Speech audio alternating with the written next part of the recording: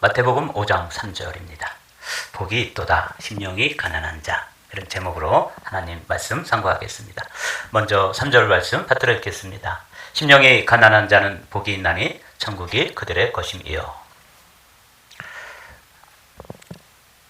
산상수훈이라고 불리우는 예수님의 가르침의 정수, 예수님의 가르침의 아주 가장 핵심적인 가르침이 마태복음 5장부터 7장까지 들어있습니다. 근데 이게 산상에서 가르친 말씀이기 때문에 산상보훈 또는 산상수훈 이렇게 불리우는데, 이 산상수훈의 첫머리에 가장 놀라운 말씀인 팔복이 기록되어 있습니다. 그래서 이번 주부터 8번 또는 9번에 걸쳐서 하나님께서 예수 그리스도를 이 땅에 보내주시고 예수님의 그 선포 중에서 가장 귀한 팔복에 관해서 우리가 함께 말씀을 나누려고 합니다.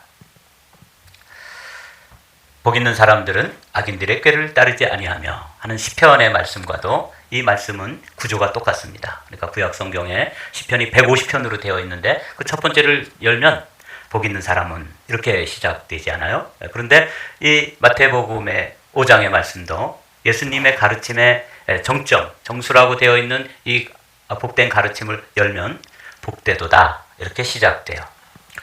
그런데 저는 정작 이 말씀이 그렇게 기쁨으로 또 아주 기꺼운 마음으로 이 말씀을 받아들이기가 어렵습니다.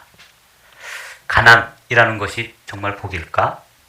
누가복음에 보면 이 심령이라는 말이 빠져 있고 가난한 자는 복이 있다 이렇게 되어 있거든요.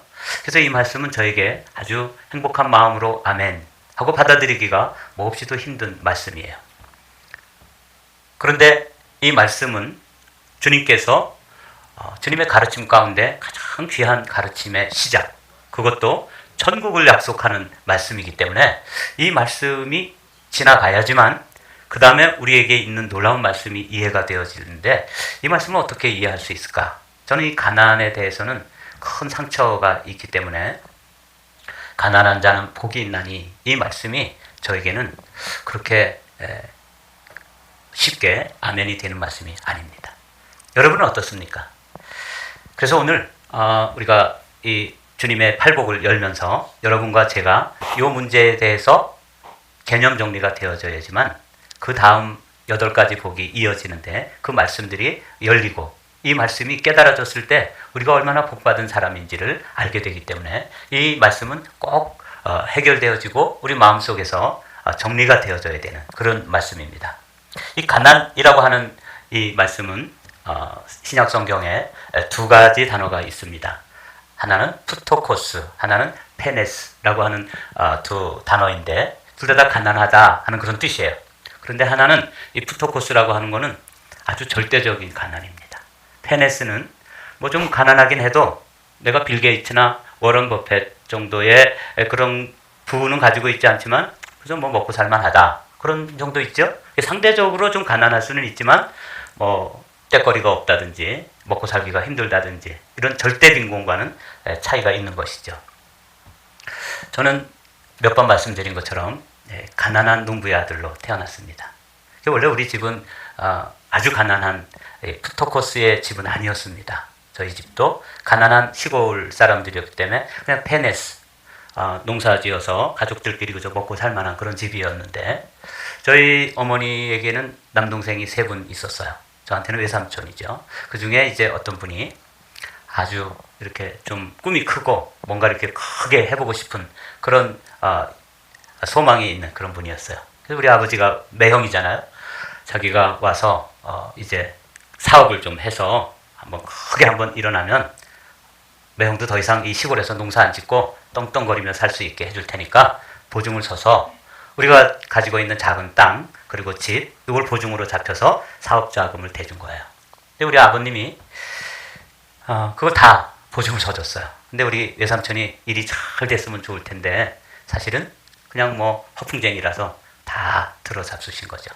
그리고 제가 어느 날 한 4살, 5살 됐을 땐가 저희 어머니 아버지가 방 가운데다가 아주 큰 돈 뭉치를 놓고 눈물을 뚝뚝 흘리고 앉아 계시더라고요. 지금도 기억나요.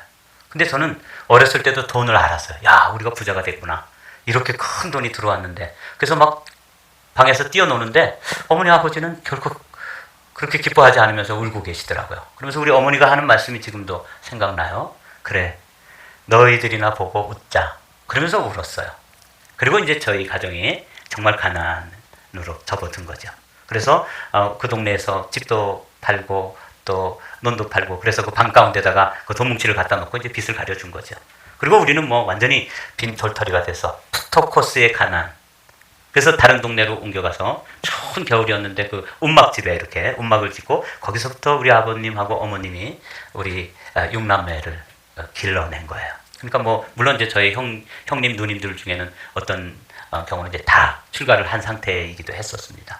어쨌거나 우리는 계속 가난해서, 제가 초등학교를 졸업하고 이제 중학교를 가야 할 때 저희 집에는 큰 일이 벌어졌어요. 제가 중학교에 지나갈 수 없게 돼서 저는 일주일 동안 굶었습니다. 그때는 뭐 교회 안 다닐 때니까 금식한 건 아니고 그냥 나는 이제 더 이상 먹고 살 이유가 없다. 그래서 초등학교를 졸업한 제가 굶었습니다. 그래서 우리 어머니는 제 방에 와서 보면 아들이 굶고 들어앉아 있고, 아버님한테 가면 아버님이 화를 내시는 거예요. 아직 제가 배가 들 고파서 그러니까 내리더라 그러면서 화를 내시니까, 우리 어머니는 밥도 못 잡수시고 또 안 잡수실 수도 없고 아버님 때문에 왔다 갔다 하시면서 그렇게 고통스러운 시간을 보내야 했습니다. 우리 형제 중에 아무도 저를 도와서 중학교를 보내줄 수 있는 사람은 없었어요. 그 진짜 절대 가난이었죠. 그때 이제 저희 사촌 형이 한 분 있었는데, 그 형이 5,300원을 가지고 왔습니다. 그게 제 중학교 등록금이에요. 그리고 뭐 지금 50년 전 일이잖아요. 그런데 지금 화폐로 그냥 그대로 환산하지 않고 같이 따지지 않으면 5불이에요. 5불이 없어서 중학교를 못 가고 그 어린 나이에 일주일을 굶었던 기억이 아주 선명합니다. 그런데 저보고 가난한 자는 복이 있다. 그러니까 이 말씀이 제 마음속에 아주 기쁨으로 또 선뜻 아멘이 안 되는 것이죠. 그래서 저는 고민했습니다. 주님께서 이렇게 심령이 가난한 자는 복이 있다고 하시는데 이 말씀의 진짜 의미는 무엇일까? 왜 주님은 이렇게 말씀하셔서 가난에 대한 트라우마가 있는 저 같은 사람에게 아주 곤란하게 만드시는 걸까? 그래서 이 말씀의 깊이로 들어가서 이게 진짜 깨달아져야지만 이해가 되어져야만 되잖아요. 오늘은 제가 그 고민 중에 이해한 것을 여러분과 함께 생각해보고, 여러분과 저도 심령이 가난한 자는 복이 있다 하는 이 말씀이 얼마나 놀라운 말씀인지, 그리고 이게 축복의 말씀인지를 함께 나누도록 그렇게 하겠습니다. 먼저 이것을 이해하려면 이 절대 가난이라는 것, 이게 어떤 상황인지, 제가 겪었던 경험의 그 가난은 또 비유도 되지 않을 만큼 비견될 수도 없는 그런 가난한 그런 상황, 파산이라고 그러죠. 그게 1만 달란트와 100데나리온을 빚진 사람 사이에 있었던 일입니다.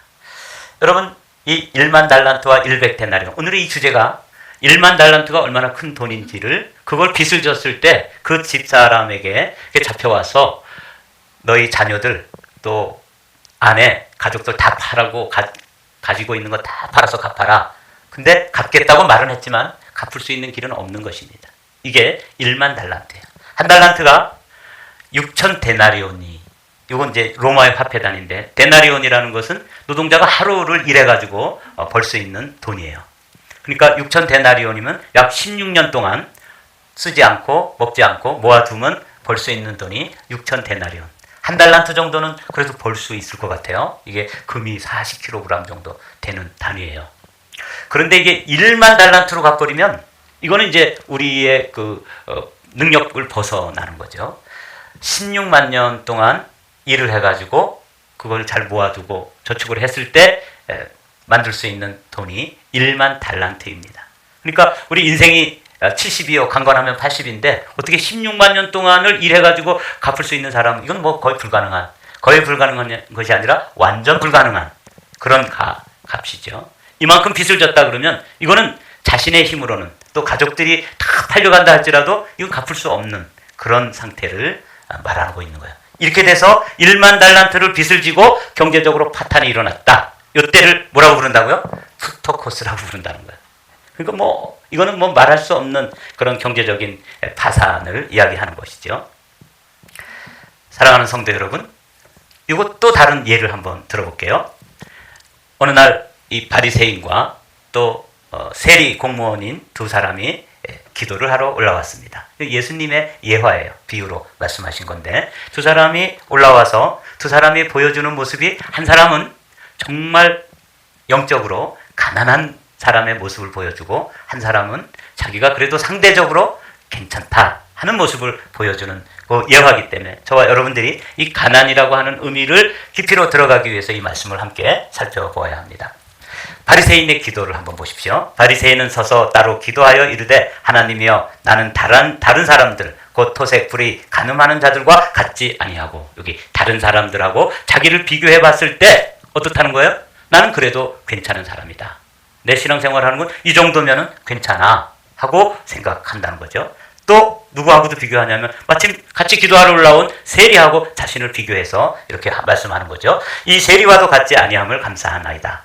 나는 일에 2번씩 금식하고 또 소득의 11조를 드립니다. 그러니까 신앙생활 하는 데 있어서 뭐 별반 문제가 없는 아주 괜찮은 사람입니다. 자기가 생각해봐도 그렇고 우리가 생각해봐도 괜찮은 사람이죠. 이 사람하고 또 세리가 기도하는 모습을 예수님께서 말씀하셨어요. 세리는 멀리 서서 감히 눈을 들어 하늘을 쳐다보지도 못하고 다만 가슴을 치며 이르되 하나님이여 불쌍히 여기소서 나는 죄인이로소이다.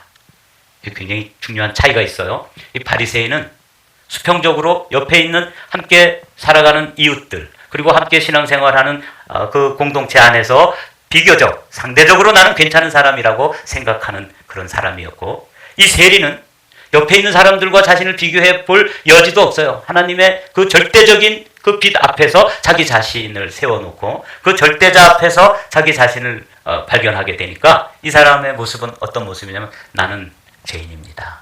나는 내 스스로 하나님 앞에 의로운 구석이라고는 찾아볼래야 찾아볼 수도 없는 완벽한 죄인입니다. 이 두 사람의 차이가 하나는 상대적 빈곤의 사람이고 두 번째 세리의 그 영적 상태는 어떤 사람이냐면 프토코스 자신이 철저하게 죄인이라고 하는 사실을 발견한 그런 사람의 모습입니다. 예수님이 이 두 사람에 대해서 이렇게 평가를 내리셨어요. 내가 너희에게 이르노니 이에 저 바리새인이 아니고 바리새인 저 사람 가난한 사람 아니야. 저 사람은 복받은 사람 아니야. 저 사람 의로운 사람 아니야. 저 사람 천국에 들어올 수 없어. 왜 그렇죠? 자기가 자신이 상대적으로 그래도 비교적 괜찮다. 그래서 자기가 죄인이라는 사실에 대해서는 전혀 깊은 깨달음이 없기 때문에 아니다. 그랬어요. 이 사람이 의롭다 하심을 받고 이 사람이 누구냐 하면 세리입니다. 세리는 하나님의 그 빛 앞에서 자기 자신이 죄인이라고 하는 사실을 철저하게 깨닫는 사람이죠. 여기서 이제 우리가 오늘 예수님께서 심령이 가난한 자는 복이 있다라고 말씀하실 때 이 어떤 사람의 상태를 이야기하는지를 1만 달란트를 빚진 자 그리고 세리 이야기를 통해서 말씀을 우리가 이제 조명해 볼 수 있습니다. 예수님께서 우리에게 정말 말씀해 주시려고 하는 것은 저처럼 물질적으로 경제적으로 가난을 경험한 사람이 복이 있다고 얘기해 주는 게 아니구나 하는 걸 알 수가 있는 것이죠.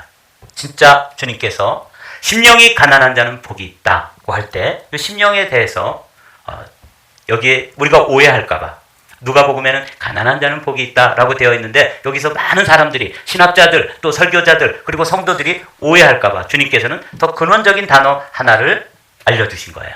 그게 심령이라는 단어입니다. 이걸 이제 영어 성경으로 보면 spirit이라고 되어 있는데 이 말씀을 함께 이해하면 심령이 가난하다는 것이 이해되어지면 이게 복이 있는 사람인지 아닌지를 여러분 스스로 여러분을 판단해 낼 수 있습니다. 심령이라는 단어를 헬라어로 보면 부뉴마라고 되어 있어요. 이건 이제 우리의 영인데 이 영 또는 마음으로 번영되어질 수 있는 이 말씀은 이 푸뉴마라는 것은 우리의 존재 자체를 이야기하는 거예요. 우리 존재 자체가 가난한 사람이 복이 있다 이 말이에요.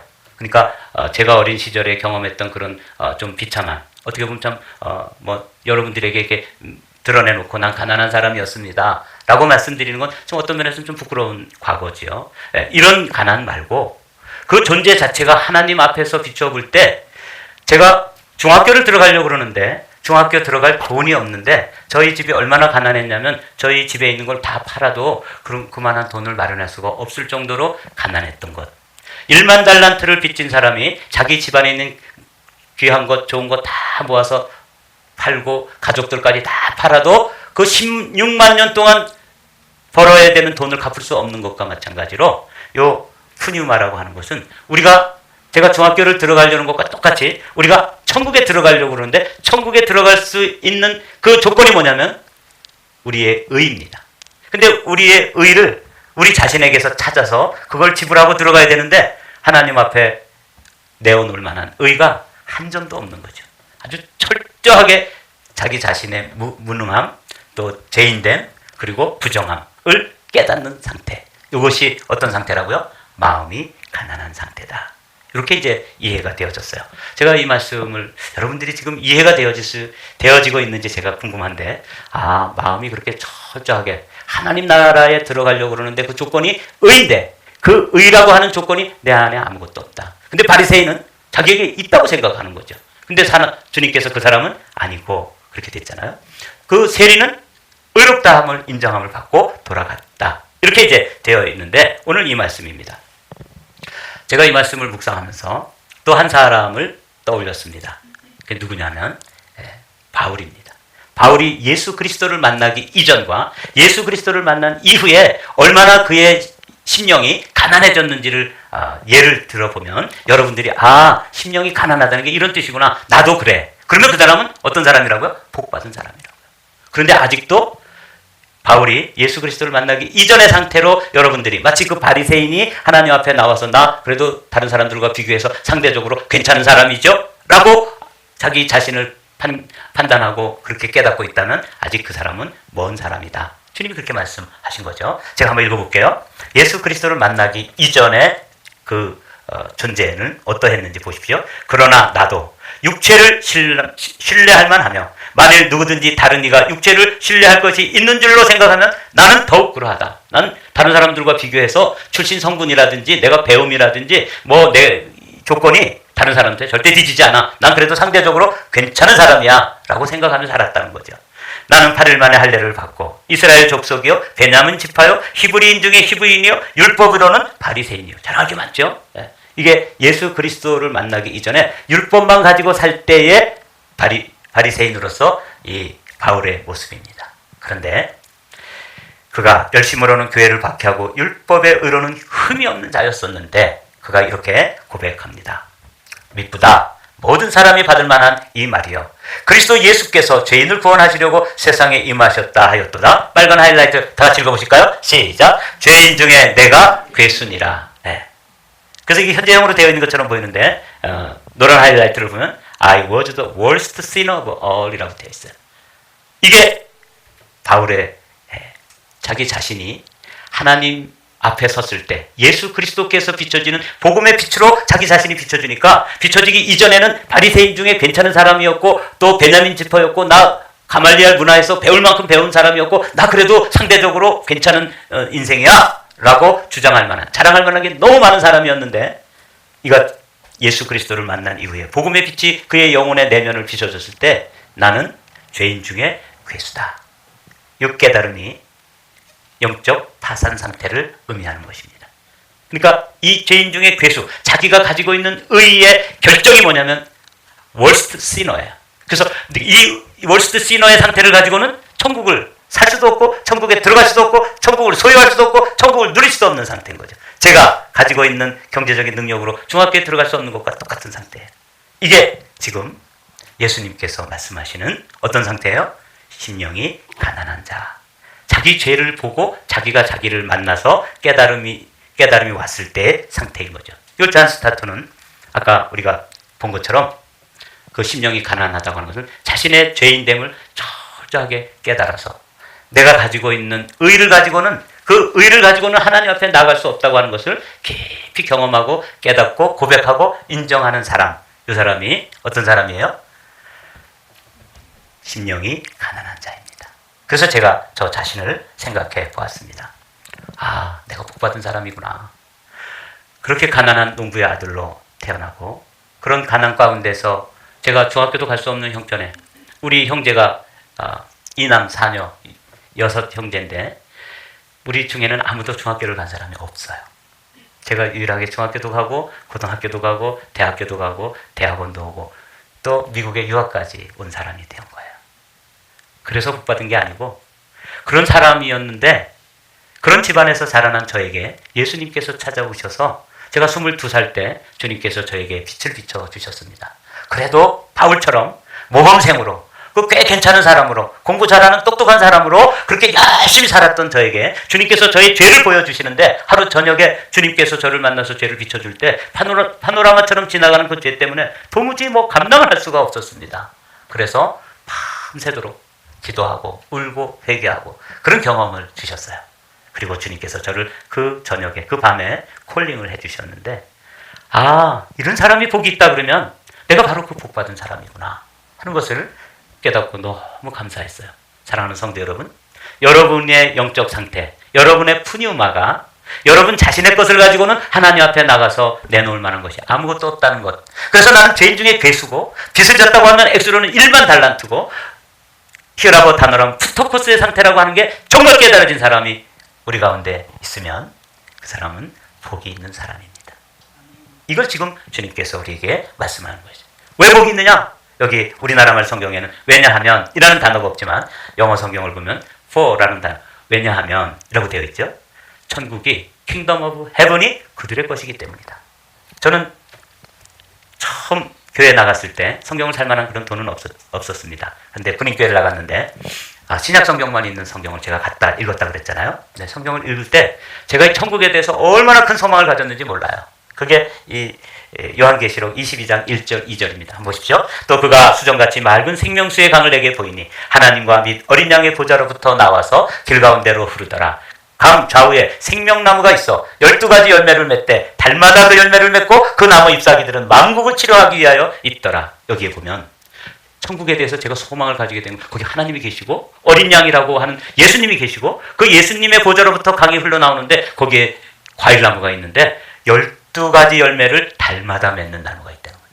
제가 가난한 집에서 자라났다 그랬잖아요. 제가 농고를 갔습니다.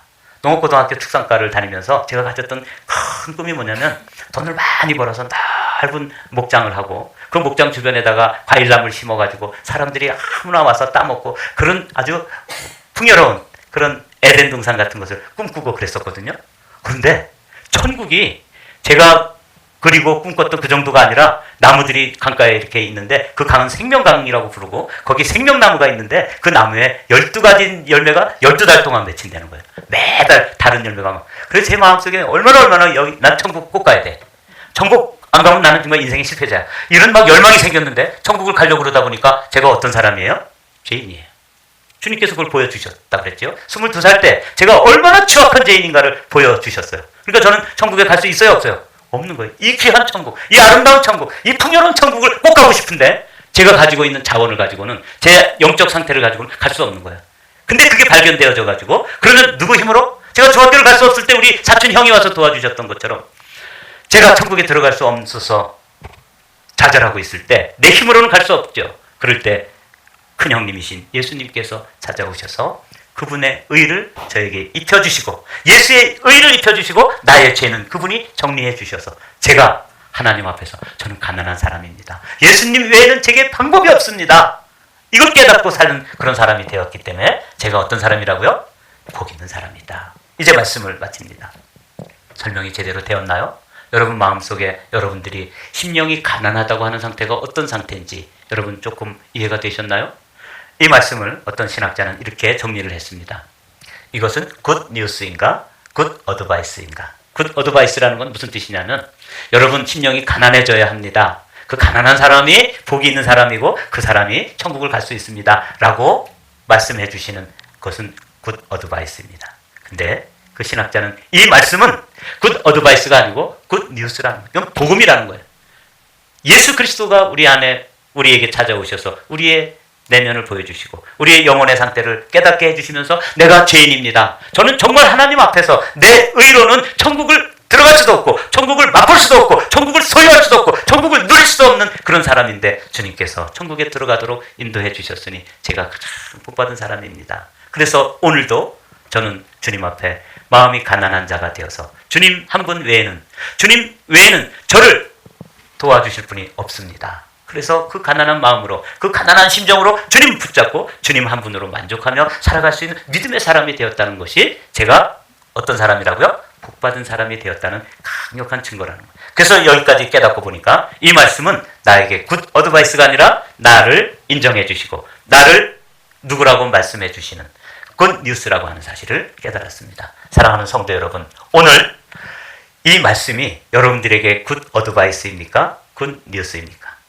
이 말씀은 굿 뉴스입니다. 여러분들이 이제 여러분들의 내면을 들여다보면서 아, 내가 정말 죄인이구나. 이것까지도 아직 알지도 못하고 그냥 신앙생활 그렇게 해왔던 죄인이구나 하는 게 깨달아지면 여러분들이 심령이 가난한 자입니다. 그래서 여러분들이 천국을 소유하고 천국을 누리며 천국의 주인으로 여러분들이 믿음으로 당당하게 살아가게 되시기를 주님의 이름으로 축복합니다.